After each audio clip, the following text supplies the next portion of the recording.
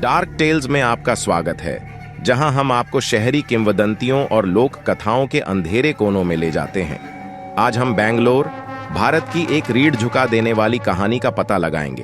तैयार हो जाइए, क्योंकि यह कहानी है नाले बा की।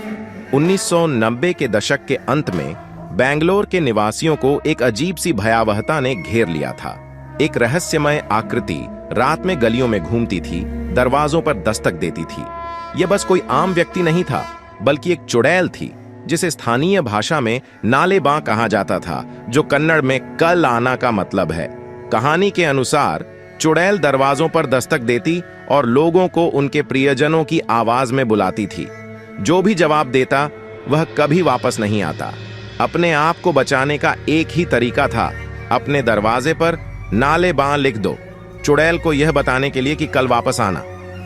कहानी के मुताबिक चुड़ैल संदेश देकर लौट जाती और अगली रात वापस आती, हमेशा कल के वादे से विलंबित होती रहती।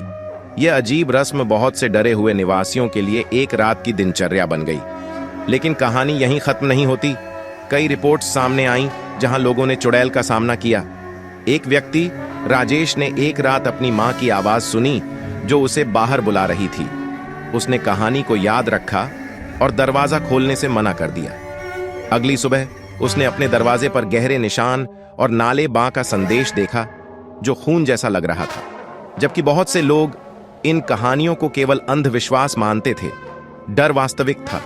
लोग वास्तव में डरे हुए थे और नाले बा की कहानी आग की तरह फैल गई, बेंगलोर के लोक कथाओं का हिस्सा बन गई। इस डरावनी यात्रा में हमारे साथ जुड़ने के लिए धन्यवाद, और रीढ़ को सिहराने वाली कहानियों के लिए लाइक, शेयर और सब्सक्राइब करना न भूलें।